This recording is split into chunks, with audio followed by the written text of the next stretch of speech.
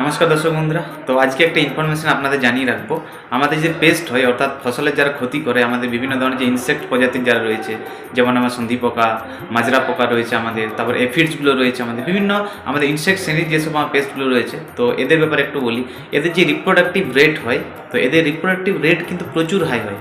মানে এটা কেমন না, একদিনে যে বাচ্চারা উৎপাদন করতে পারে, এরা প্রচুর পরিমাণ বাচ্চা উৎপাদন করতে পারে। তারপরের দিনে যদি আমরা সময়টা দিই তাদেরকে, আরও প্রচণ্ড বাচ্চা উৎপাদন করে। এইভাবে যদি আমরা 5টা দিন সময় দিই, তারা কিন্তু সংখ্যায় অনেক কিন্তু বাড়িয়ে দেবে নিজেদের বংশধরকে, এবং আমাদের ফসলের একদম শেষ করে দেবে, তারা আমাদের সর্বনাশ করে দেবে।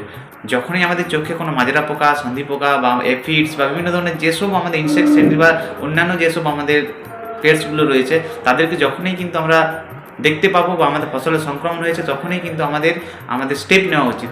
আপনাদের জানিয়ে দেওয়ার উদ্দেশ্য এটাই যে আমাদের এই যে যখনই আমরা সংক্রমণটা দেখতে পাচ্ছি, সঙ্গে সঙ্গে কিন্তু আমার কয়েক ঘন্টার মধ্যেই তাদেরকে কি না আমাদের উপযুক্ত স্প্রে কিন্তু ব্যবহার করতে হবে, পেস্টিসাইড আমাদেরকে ব্যবহার করতে হবে, যাতে করে তারা কম সময়ের মধ্যে বেশি যাতে করে রিপ্রোডাক্টিভ রেট অর্থাৎ বেশি যাতে তাদের বাচ্চা জন্মাতে না পারে এবং ফসলটাকে যাতে করে আমাদের ক্ষতি না করতে পারে, সঙ্গে সঙ্গেই কিন্তু আমার করা উচিত।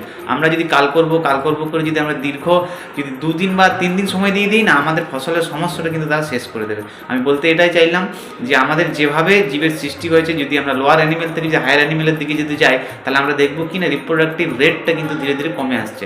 বা আমি বলতে এটাই চাইছি, লোয়ার অ্যানিমেলদের কিন্তু রিপ্রোডাক্টিভ রেট অনেক বেশি হয় এবং কম সময়ে এরা কিন্তু বেশি পরিমাণে আমাদের কি তাদের অর্গানিজম উৎপন্ন করতে পারে, তাদের বাচ্চা কিন্তু তারা জন্ম দিতে পারে। যদি আমরা মানুষের ক্ষেত্রে যদি দেখি, তাহলে সেখানে ধীরে ধীরে যখন কমপ্লিকেটেড হয়ে আসছে ব্যাপারটা, তখন আমাদের কি রিপ্রোডাক্টিভ রেটটা কিন্তু কম হয়ে আসছে, মানে কম বাচ্চা আমরা জন্ম দিতে পারবো।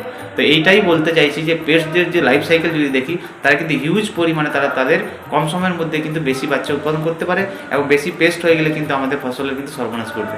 যাই হোক, এভাবেই কিন্তু আমরা ছোটো ছোটো ইনফরমেশনকে গুরুত্ব দিয়ে আমরা বাংলার কৃষিকে বা আমাদের ভারতবর্ষের কৃষিকে কিন্তু আমরা এগিয়ে নিয়ে যাব। ধন্যবাদ।